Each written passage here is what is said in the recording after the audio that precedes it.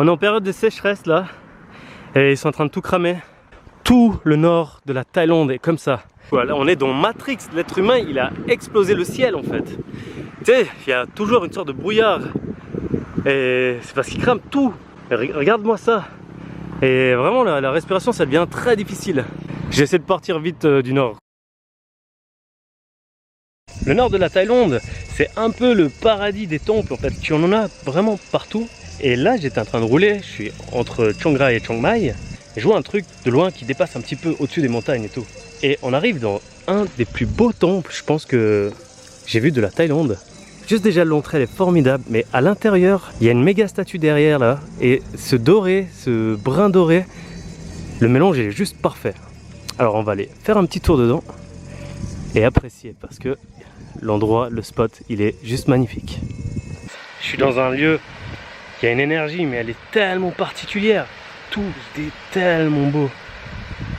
Avec ce silence, il n'y a personne. Je suis tout seul. Oh, l'énergie qu'il y a, c'est fou. Je pense avoir trouvé le plus beau temple que j'ai vu de ma vie.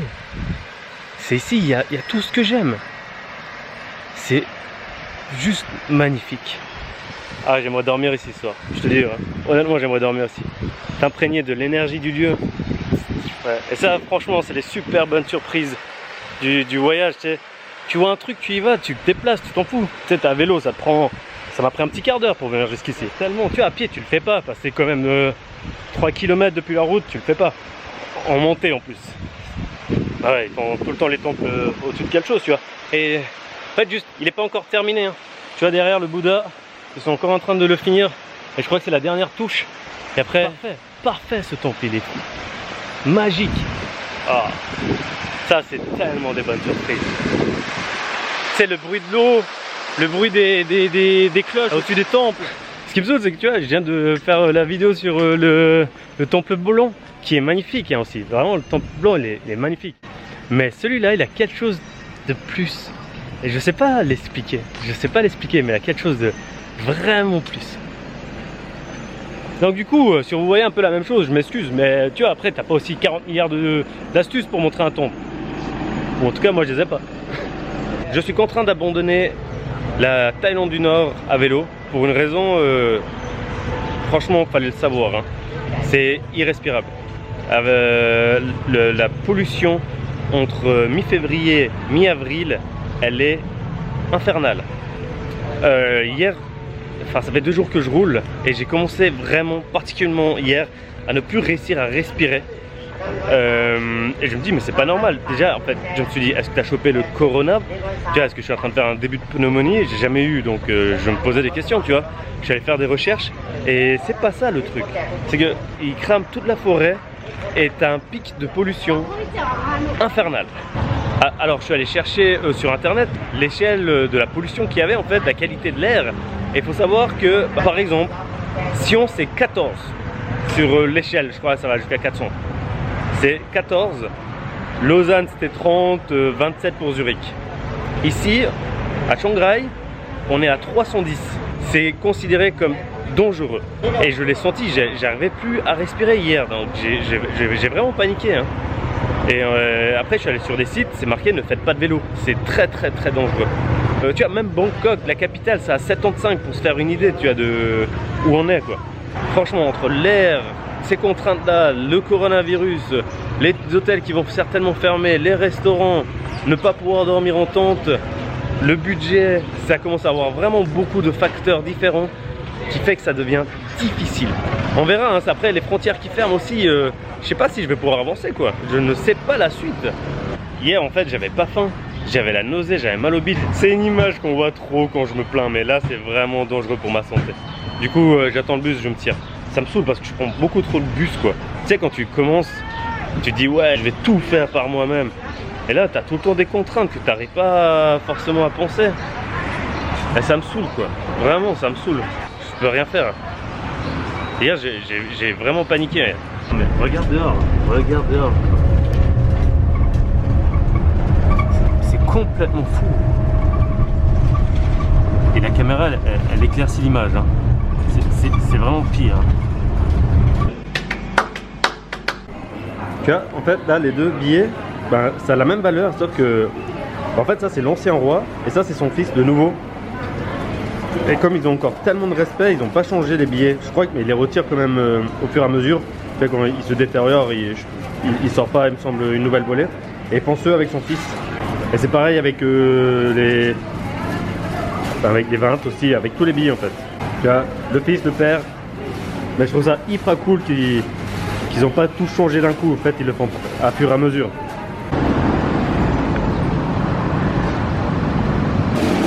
C'est tellement la vie ça. Avec ma collègue de l'hôtel, on va à l'immigration. Ouais. En fait, on va essayer de prolonger nos visas. Il y a un monde de fous à l'entrée. Ça fait la queue jusqu'à dehors. C'est assez impressionnant. Ils ont rajouté des chaises là. Ils sont en train de ramener encore des chaises parce que c'est blindé. Moi ça va, j'ai encore 20 jours. Je suis pas pressé. Mais la fille avec qui je suis, elle, son visa il finit aujourd'hui. Donc c'est un peu problématique pour elle. Elle doit faire tout plein de trucs. Elle doit demander à l'ambassade d'Espagne de lui envoyer une confirmation qu'elle peut pas revenir dans le pays. C'est chaud pour elle. Voilà, on s'est fait rediriger vers un autre endroit où apparemment il y aurait moins de monde. La meuf elle est tellement bien organisée. Photocopie du passeport et là tu peux faire une photo d'identité. Elle te fait ça en franchement 20 secondes. 20 secondes. Elle est incroyable.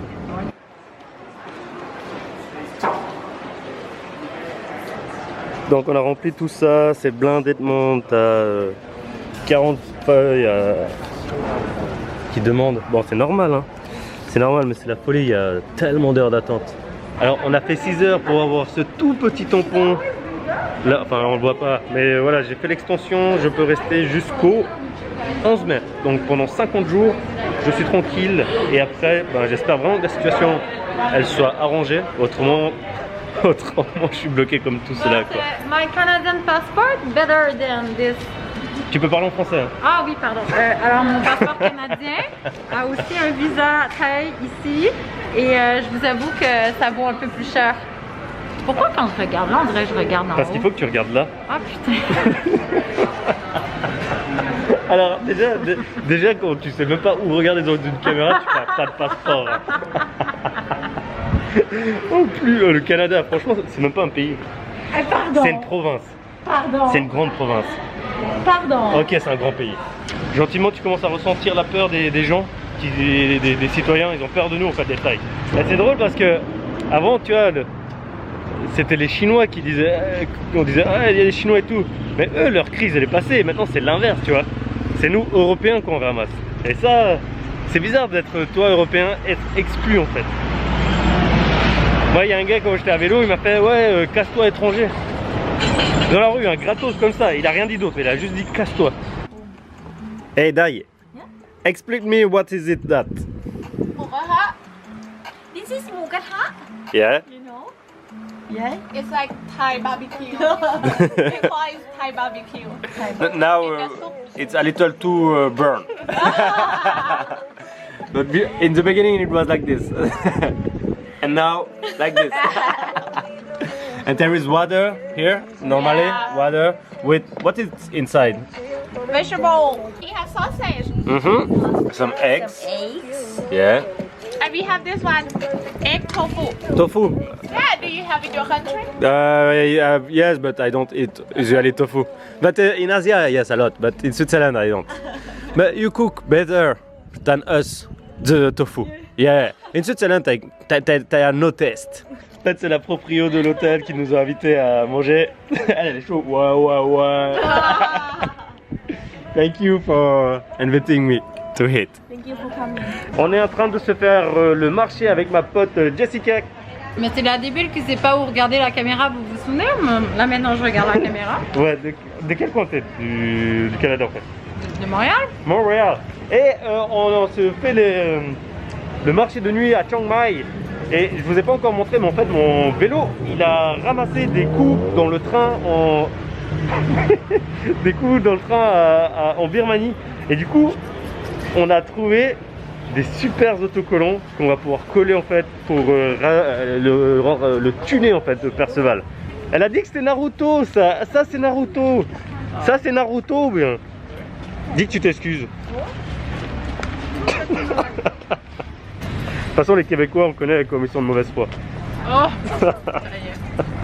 Je sais pas si vous vous souvenez, en Birmanie, j'avais pris le train le plus long du monde. Il était dans un compartiment spécial et ils me l'ont tout rayé en fait. Ouais, à force de taper pendant 16 heures contre la paroi du train en métal, ils me l'ont explosé. Et hier, quand j'étais au marché, j'ai acheté tout plein d'autocollants. Que du Dragon Ball Z. On va juste recostumer Perceval parce que ça me saoule trop de le voir comme ça. Non mais heureusement, hein, Follow Me Sport, ça a tellement amorti ce truc là. Oui, je suis un enfant. Ouais, toujours donner un coup avant de commencer à coller des trucs. Ça, j'ai appris en Bosnie quand le matelas de sol il a pété. J'ai essayé de coller des rustines pour le matelas. Et comme je le faisais sur un truc sale, toute la nuit en fait, il s'est dégonflé. À 3 h du matin, t'as pas les idées claires. Franchement, c'est de la merde. On dirait un vélo de gamin maintenant. Ah, qu'est-ce que je t'ai fait, Perceval? Bon, au pire, c'est pas grave, ça s'enlève. Mais ouais, je suis pas du tout satisfait. Alors ils vont fermer en fait les provinces, l'équivalent de nos cantons en fait pour essayer d'endiguer l'épidémie. Alors moi je me tire d'ici à cause de la pollution et je vais beaucoup plus au sud où l'air est plus respirable. Je vais me confiner en fait avec des éléphants. J'allais faire du bénévolat jusqu'à ce que ça se calme. Je pense que c'est une bonne alternative. Voilà, j'ai 50 jours sur mon visa en espérant que en 50 jours les frontières elles rouvrent, que je puisse partir plus loin. Et malheureusement avec le budget qui a été utilisé en fait pour durant cette période, j'ai pas réussi à tout faire. Déjà en termes de temps, là j'aurais dû être en Chine là bientôt. Deuxièmement, voilà. Loger, tout ça, ça coûte, manger, ça coûte. Alors je pense que je vais prendre l'avion une fois que ça s'est calmé pour arriver en Corée du Sud et finir depuis la Corée du Sud. C'est le projet pour l'instant. Voilà, on va voir déjà l'évolution, quand est-ce que ça va ouvrir ou pas. On sait jamais, peut-être je vais être dans l'obligation d'entrer carrément. Ça c'est vraiment la dernière option. Et ce qui est assez drôle, c'est que je voulais aller dans la ville la plus polluée du monde, qui était en Chine avant. Mais c'est plus le cas déjà. Et de deux, c'est la région ici, je crois une des régions les plus polluées du monde, entre mi-février et mi-mai, vu qu'ils crament tout. Et j'ai fait cette expérience de la pollution. C'est quelque chose que tu fais pas attention quand tu vis dans un endroit dégagé, propre. Mais par rapport à une ville comme ici, une région comme ici, mais c'est de la folie en fait. J'ai hâte de retrouver de la bonne air, clairement. Parce que là, ça fait depuis la Birmanie que ça dure, ça fait bientôt 1 mois. C'est bon. Vivement pour respirer dans la nature, avec les éléphants, ça va tellement bien. Voilà, allez, on va prendre le bus et on se tire plus au sud parce que pédaler c'est pas possible. Bye. Bye bye. Comme vous pouvez le voir, il fait nuit. Ça fait 8 heures que je suis assis sur cette table au McDo. Il n'y a qu'un seul bus par jour en fait. Et il est le soir en fait, et ce qui est une bonne chose parce qu'on va faire le trajet de nuit, c'est à peu près 10 heures. Voilà, ils ont commencé à mettre des affiches pour dire que en fait la restauration, les restaurants, ils n'ont plus le droit qu'à l'emporter. Je crois à partir de demain ou après-demain, tu peux plus manger sur place. Voilà, ils ont fait aussi donc fermeture de certains hôtels, certaines pharmacies, certains, tout ce qui était massage, boîte de nuit, rassemblement, combat de coq, combat de kick, tout ça ils ont interdit. Là ils vont fermer donc les frontières entre les départements, les provinces, les cantons. Et je crois que ça va durer 1 mois. Purée, j'ai failli louper le bus.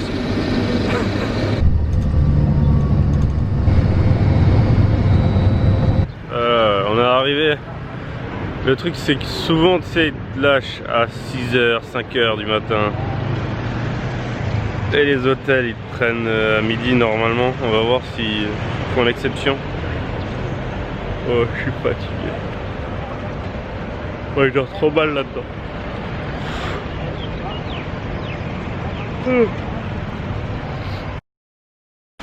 Bon alors un petit point sur la situation parce que c'est la merde. En fait tous les employés du centre de bénévolat d'éléphants, ils veulent plus d'étrangers parce qu'ils ont peur. Voilà, je comprends et tout. La patronne elle voulait que j'y vienne, hein. La patronne elle parle français et tout, on a échangé, c'était pas de souci. Mais les employés ils ont dit c'est un étranger, on se tire et elle peut pas rester tout seule et s'occuper de tous les éléphants. Ils m'ont dit en fait va faire le test et reviens. Si c'est négatif, on te prend parce qu'ils veulent zéro risque quoi. Donc là je suis devant l'hôpital, je suis venu pour faire le test et tout. Le truc il coûte 200 balles. Franchement 200 balles c'est cher, c'est très très cher. Pour le budget il en pâtit tellement là. 200 balles, c'est vachement, c'est beaucoup trop quoi.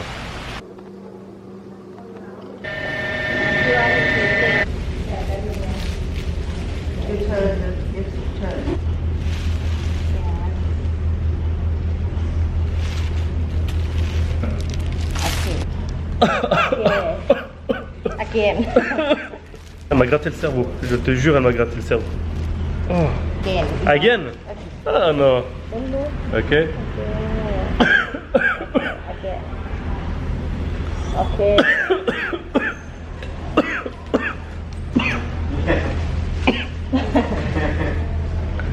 Oh mon dieu. Elle m'a fait sortir les larmes. Okay. Ah mais ça me picote maintenant dedans là au fond. Il n'y a jamais quelque chose qui est aussi profond en moi, je peux te dire. It's okay? Thank you. Je viens de finir l'hôpital, encore 3 jours pour les résultats et ensuite je pourrai aller voir ces éléphants.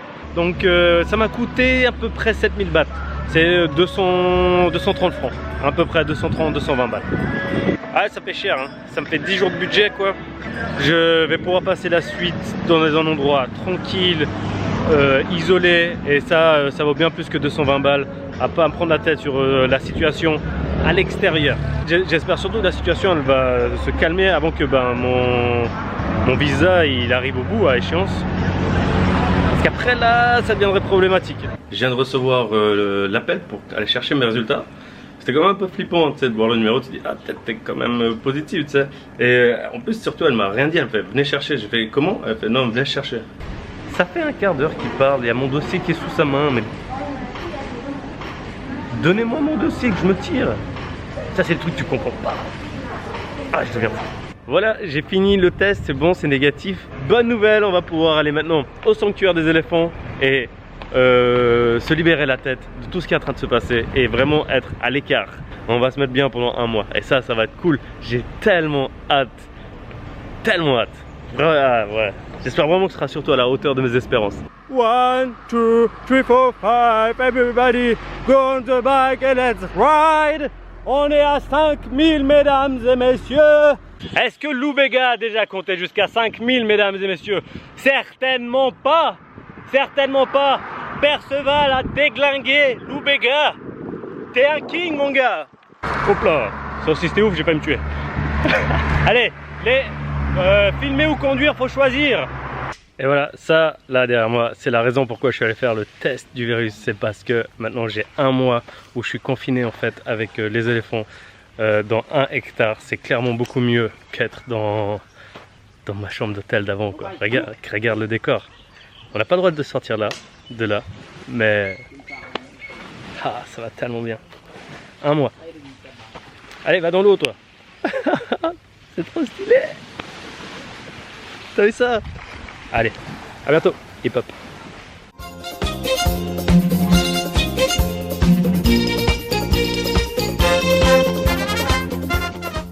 Bon, et moi ça fait maintenant 2 semaines que je porte ça. Et franchement, un vélo, c'est très très confortable pour une raison assez particulière. C'est que, tu vois, je porte plus rien dessous maintenant, je le gère le truc. Ben, tu sais, tu lèves un peu la jambe comme ça là, hop. Et t'as un petit coup de vent qui passe. C'est trop agréable le longhi. Pour de vrai, j'ai eu l'impression de faire le test du sida en fait. C'était exactement les mêmes ressentis, la même stress, la même angoisse. Tu dis ouais j'ai pas trop fait le con mais on sait jamais, t'as pas eu de bol. La même attente, c'est la pression qui monte là quand t'as le résultat, t'as envie de guigner et tout. C'est écrit en taille, tu comprends que dalle mais t'as envie de guigner quand même. En plus McDo c'est mes sponsors, j'ai le droit de rester autant longtemps que je veux. La meuf elle m'a dit tu mets un matelas là, tu mets ta tente. C'est pas vrai mais j'aurais pu le faire.